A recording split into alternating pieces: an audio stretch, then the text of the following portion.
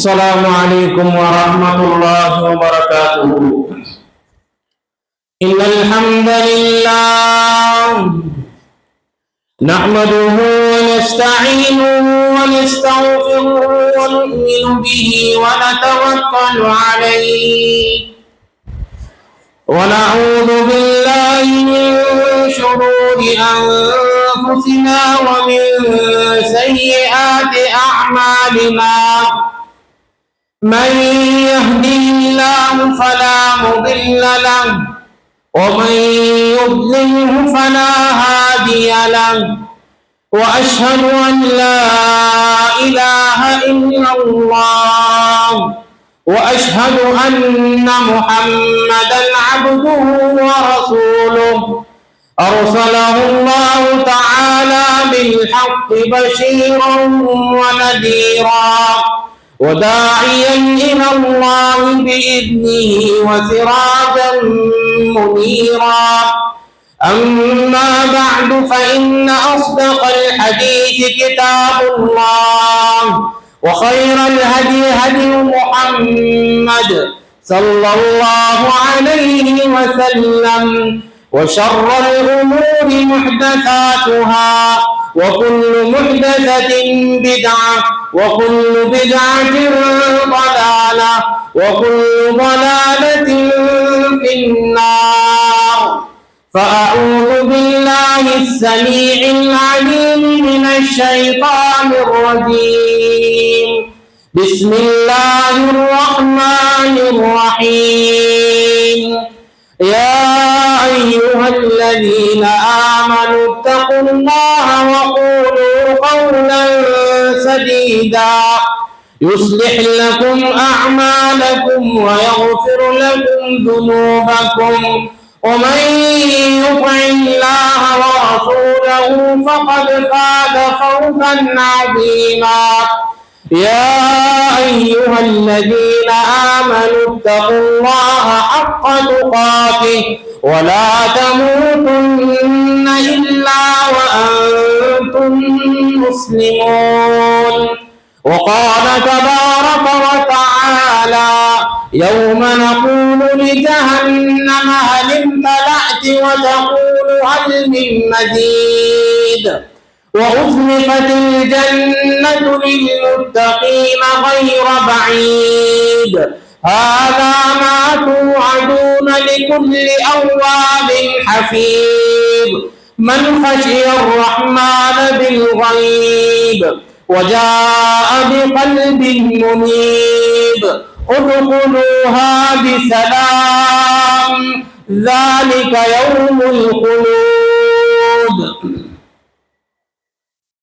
تمام قسم کی اچھی اور سچی تعریفیں اللہ وحدہ کے لیے لائق و زیبا ہے، جو کائنات کا خالق ہے، مالک ہے، قیامت کے دن کا مالک ہے. ہر چیز اسی کے حکم سے شروع ہوتی ہے اور ہر چیز اسی کے حکم سے ختم ہوتی ہے.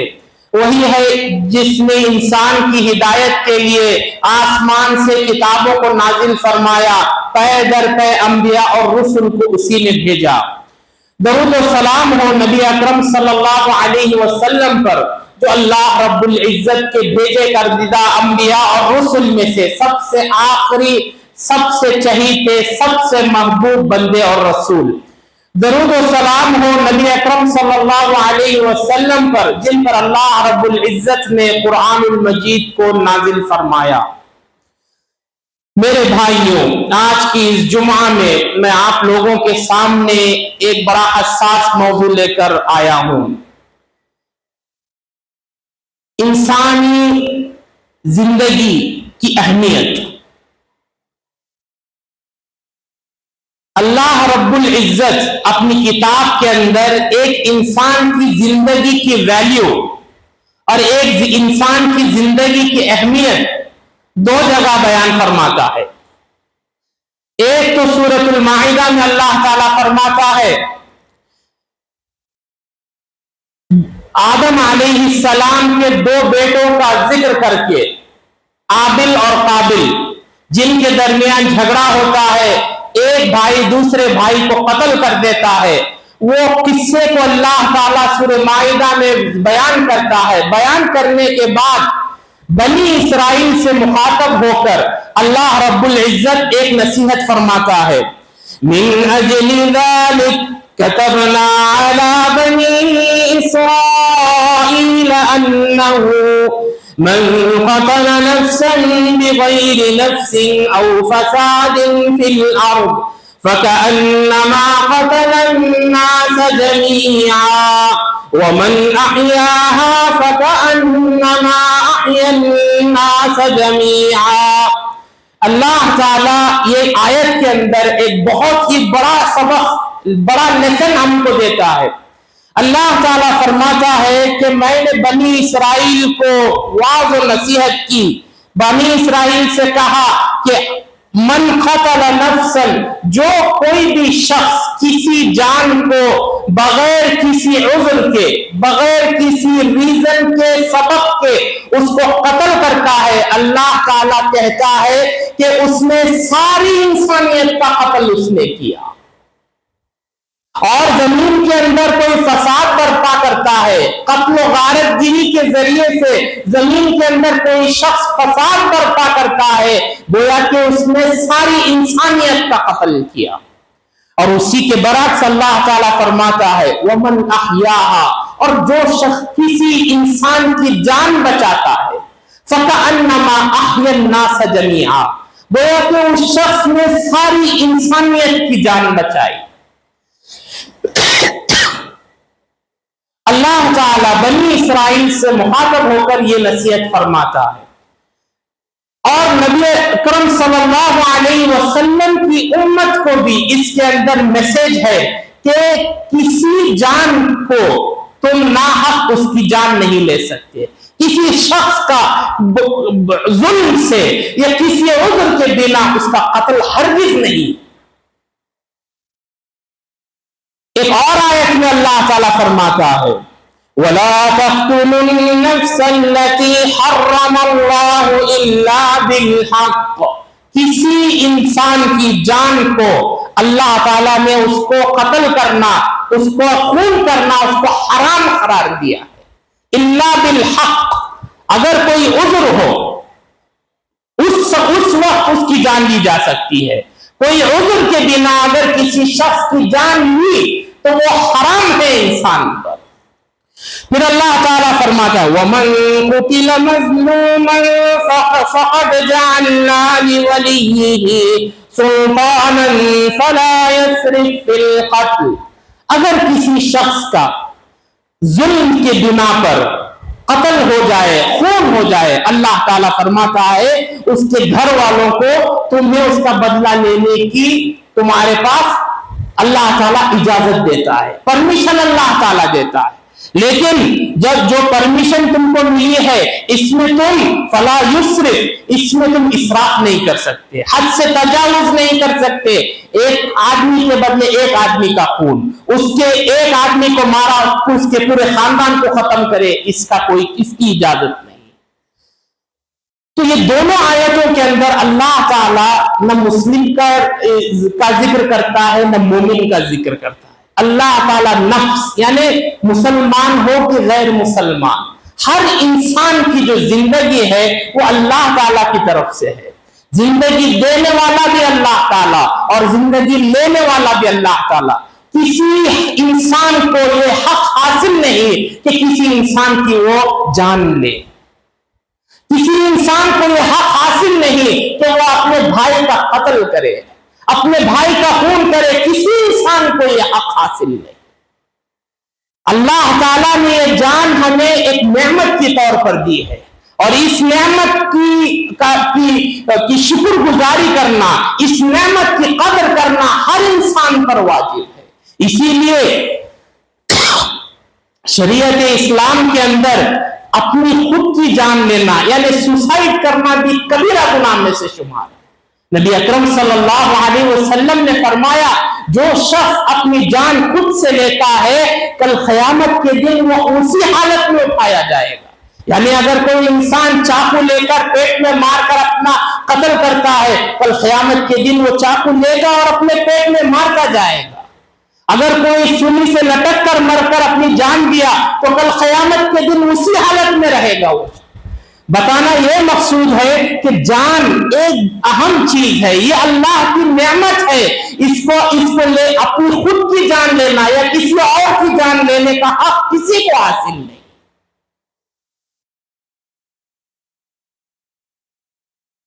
سورہ مائدہ کی آیت کی تشریح میں ابن کثیر وہ واقعہ مذکور کرتے ہیں.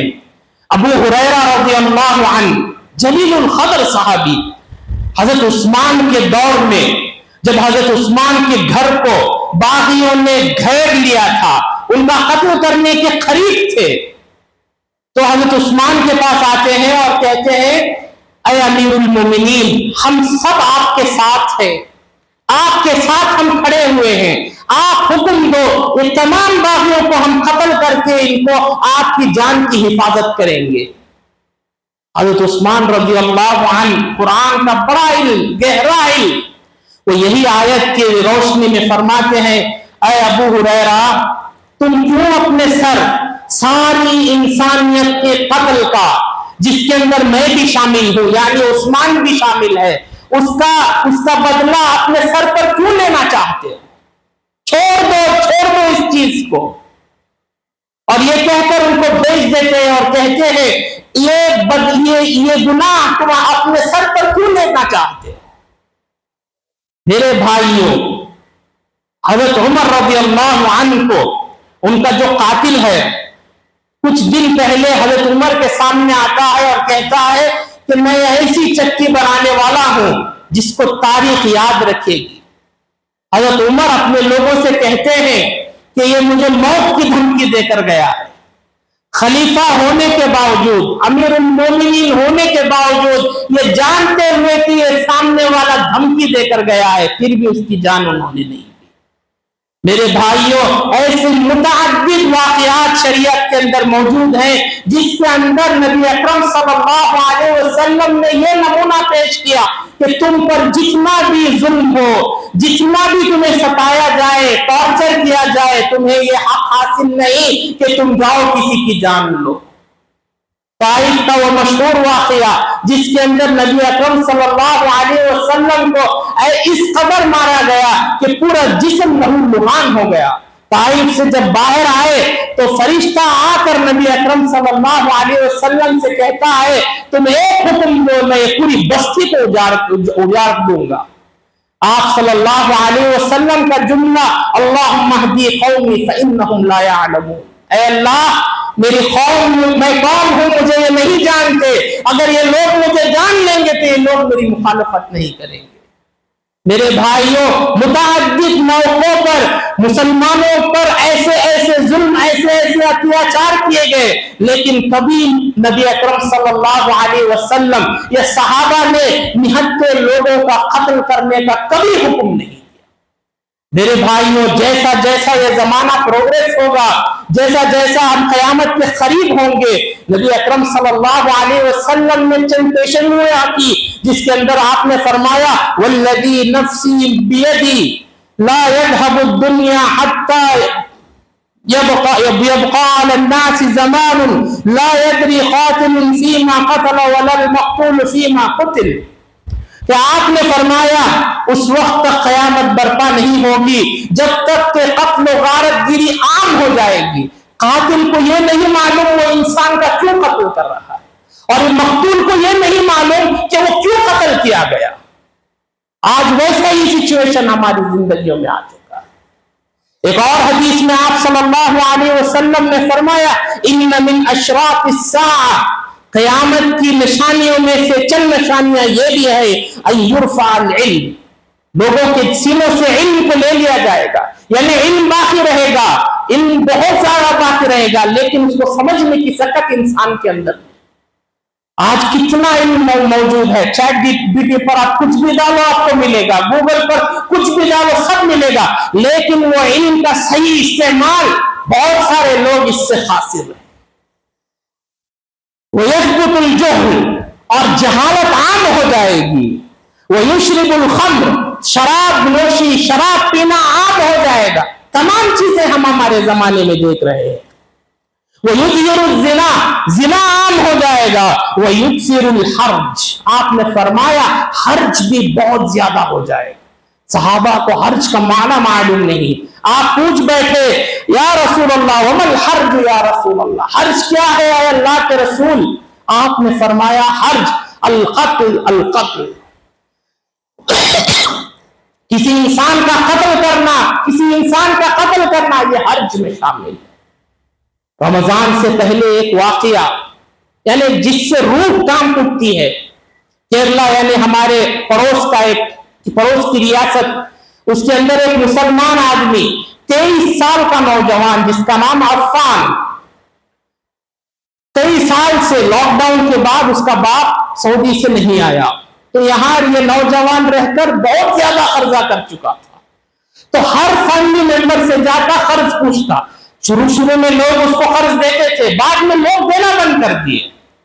تو ایک دن یہ اٹھتا ہے، اپنی ماں کو کسی چیز سے لے کر دے کر مار کے ختم کرنے کی کوشش کر دیتا ہے.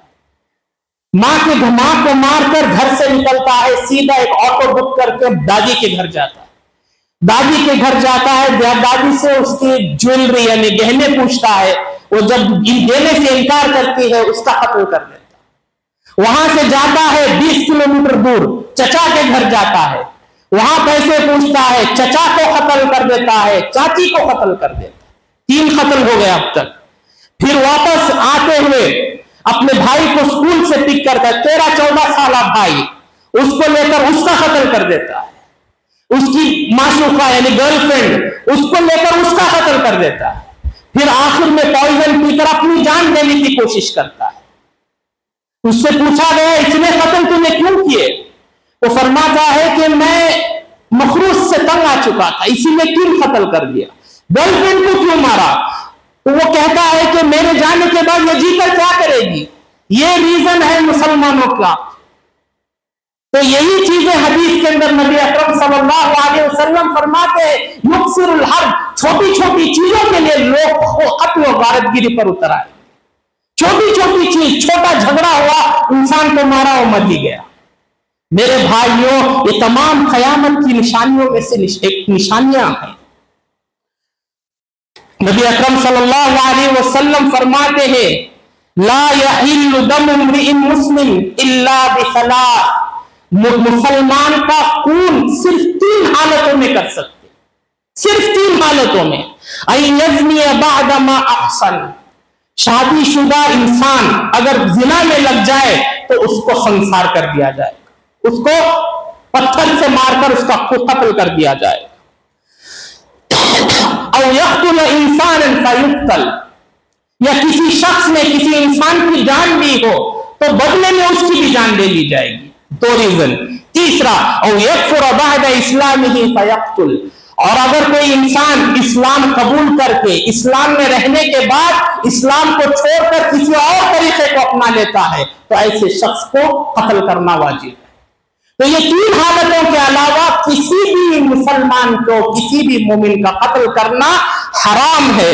نبی اکرم صلی اللہ علیہ وسلم نے فرمایا وَمَن يَقْتُلْ مُؤْمِنًا مُتَعَمِّدًا فَجَزَاؤُهُ جَهَنَّمَ خَالِدًا فِيهَا، جو شخص کسی مسلمان کا یا مومن کا ناحق قتل کرتا ہے تو اس کا ٹھکانہ جہنم ہے. آپ صلی اللہ علیہ وسلم نے ایک حدیث میں فرمایا القاتل والمقتول فی النار، القاتل والمقتول کلاہما فی النار، قتل کرنے والا وہ بھی جہنم میں جائے گا اور مقتول جو قتل کر دیا گیا وہ بھی جہنم میں جائے گا. صحابہ کو یہ بات سمجھ میں نہیں آئی، کہنے لگے قاتل جہنم میں جائے گا یہ سمجھ میں آیا، مقتول کیوں قتل میں جائے گا؟ آپ نے فرمایا فَإِنَّهُ حَرِيصٌ عَلَىٰ قَتْلِ صَاحِبِهِ، کیونکہ اگر اس کو چانس ملتا یہ بھی اس کے بھائی کا قتل کر دیتا، نیت اس کی بھی تھی قتل کرنے کی. یہ اور بات ہے کہ اپرچونٹی اس کو ملی، اس کو قتل ہو گیا. یہ کب فرمایا آپ نے؟ ایک آدمی کا خون ہو جاتا ہے، اس کے گھر والے قاتل کو گلے میں پٹا ڈال کر گھسیٹتے ہوئے نبی اکرم صلی اللہ علیہ وسلم کی بارگاہ میں لے کر آتے اور جب یہ اٹھ کر جاتے ہیں آپ صلی اللہ علیہ وسلم فرماتے ہیں قاتل مقتول دونوں جہنم میں جائیں گے. اگر اس کو چانس ملتا ہے، جو مقتول ہے، جو وکٹم ہے، اس کو چانس ملتا تو وہ اس کا قتل کر دیتا. نبی اکرم صلی اللہ علیہ وسلم نے قتل کو کبیرہ گناہ میں شامل کیا. آپ نے فرمایا سئل عن النبی صلی اللہ علیہ وسلم عن الکبائر، آپ صلی اللہ علیہ وسلم سے کبیرہ گناہوں کے تعلق سے پوچھا گیا کہ کبیرہ گناہ کیا ہے اے اللہ کے رسول؟ آپ نے فرمایا الاشراک باللہ، سب سے بڑا کبیرہ گناہ اللہ تعالیٰ کے ساتھ شرک کرنا. پھر آپ نے فرمایا حقوق الوالدین، والدین کی نافرمانی کرنا، یہ دوسرے نمبر کا کبیرہ گناہ. پھر آپ نے فرمایا قتل النفس، کسی انسان کی، مومن مسلم کا ذکر نہیں، کسی انسان کی جان لینا.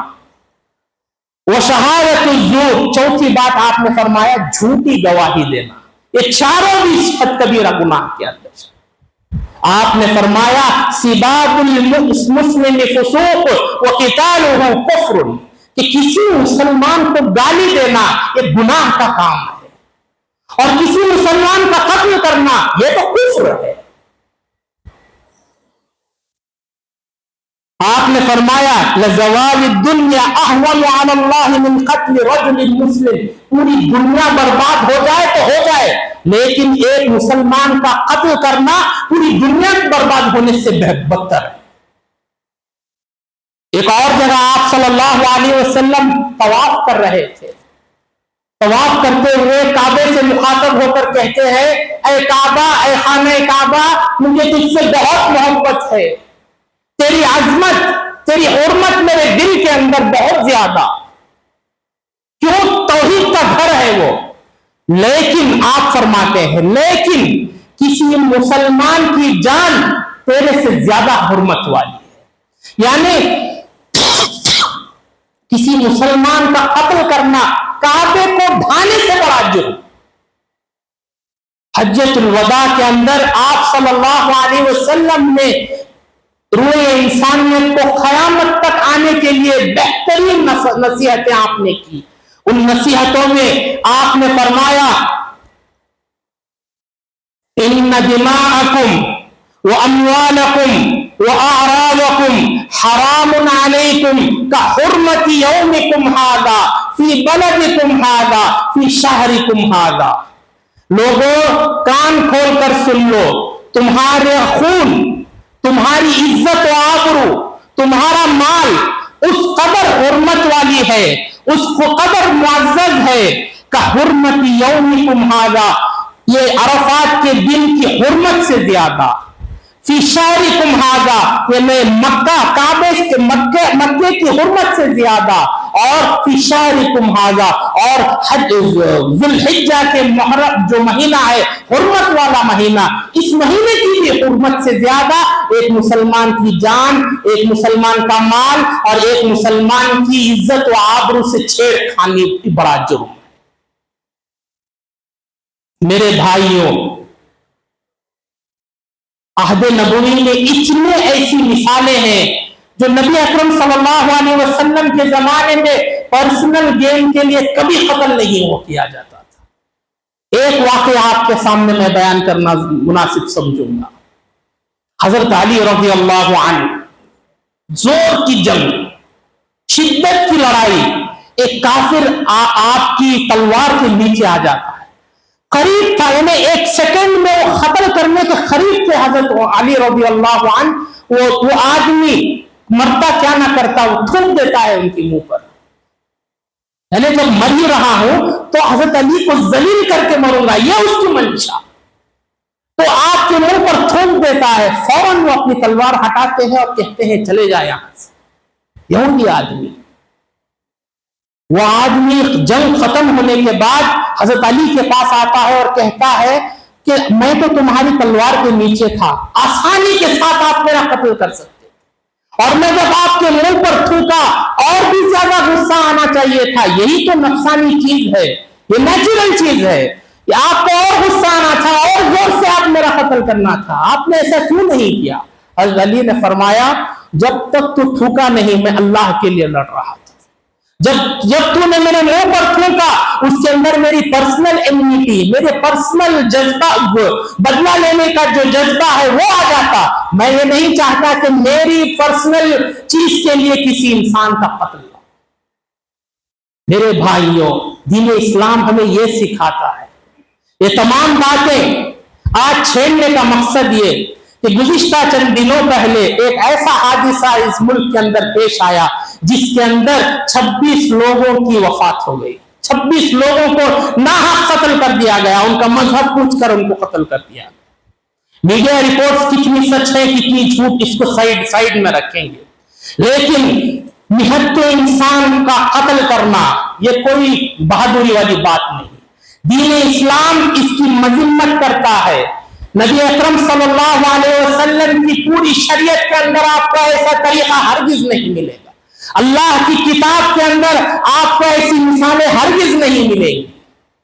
ایک طرف یہ چیز، اور دوسری طرف لوگوں کو بچانے کا جو مثال چند لوگوں نے قائم کی، وہ ومن احیاها فکأنما احیا الناس جميعا کے مصداق بن گئے۔ مثالی مومن وہ ہے جو ایسے سچویشن کے اندر اللہ کے بندوں کی جان کی حفاظت کرتا ہے، ان کی جان کی حفاظت کر کے ان کو صحیح سالم رکھنے کی کوشش کرتا ہے، اور اس راہ میں اگر اس کی جان بھی چلے جائے اس کو اس کی پرواہ نہیں۔ میرے بھائیوں، اسلام کا نمونہ اگر ہمیں پیش کرنا ہے تو ہم کو لوگوں کی خدمت کر کے پیش کرنا ہے، لوگوں کی جان بچا کے، ان کی مال کی حفاظت کر کے، ان کی عزت و آبرو ناموس کی حفاظت کر کے ہم کو پیش کرنا ہے۔ ہم کو یہ آج ہر آدمی کو یہ موقع مل گیا ہے کہ دین اسلام کو وہ تار تار کرے، وہ حد سے نشانہ بنائے، لیکن پوری شریعت کو کھنگال کر دے تو ایسی کوئی مثال آپ کو نہیں ملے گی جس کے اندر ناحق کسی کو قتل کر دیا جائے۔ جب بھی نبی اکرم صلی اللہ علیہ وسلم لوگوں کو جہاد پر بھیجتے، لڑائی پر بھیجتے، لوگوں کو کمانڈر کو نصیحت کر کے بھیجتے، وَلَا تَقْتُلُوا النِّسَاءَ، ہرگز عورتوں کا قتل نہیں کرنا، وَلَا الْأَطْفَالَ، چھوٹے بچوں کو نہیں مارنا، وَلَا الشُّيُوخ، بوڑھے لوگوں کو نہیں مارنا، وَلَا الرَّهْبَانِ، کسی قوم کا کوئی پریسٹ ہے یا کسی قوم کا کوئی عالم ہے اس کا قتل نہیں کرنا، وَلَا تَمَثَّلُوا بِالْقَتْلَى، جب کسی کا قتل ہو جائے اس کی باڈی کو میوٹیلیٹ، یعنی اس کی باڈی کو اور کاٹنا ٹوٹنا، یہ چیز ہرگز نہیں کرنا، وَلَا تَقْتُلُوا إِلَّا فِي الدِّفَاعِ، اگر تمہیں قتل کرنے کی ضرورت پڑے اپنے ڈیفنس میں، سیلف ڈیفنس میں تم قتل کر سکتے ہو، او من اجل تحقیق العدالہ، یا تمہیں قتل کرنے کی اسی وقت اجازت ہے جب عدالت سے فیصلہ ہو گیا کہ اس شخص کو مار دیا جائے۔ میرے بھائیوں، انسانی جان اللہ تعالیٰ کی امانت ہے، ہم کو بھی ہماری جان کی حفاظت کرنا ہم پر فرض ہے۔ ہم اس جان کو اللہ تعالیٰ کی امانت سمجھ کے زندگی گزارنا چاہیے، اور امانت کا سب سے بہترین چیز یہ ہے کہ امانت اللہ تعالیٰ کی ہے، جیسا رب چاہتا ہے ویسی زندگی ہم کو جینے کی ضرورت ہے۔ اللہ تعالیٰ سے دعا ہے کہ اے اللہ ہمیں دین کی سچی فہم نصیب فرما، اے اللہ ہمیں ایک دوسرے کی جان کی حفاظت کرنے کی توفیق عطا فرما، اے اللہ دنیا میں جہاں جہاں قتل و غارت گیری ہو رہی ہے اللہ اس کو کم فرما، اے اللہ جب تک زندہ رکھ دین پر اور ایمان پر زندہ رکھ، جب موت آئے کلمہ لا الہ الا اللہ پر ہماری موت آئے۔ اقول قولی ھذا واستغفر اللہ لی ولکم ولسائر المسلمین فاستغفروہ انہ هو الغفور الرحیم۔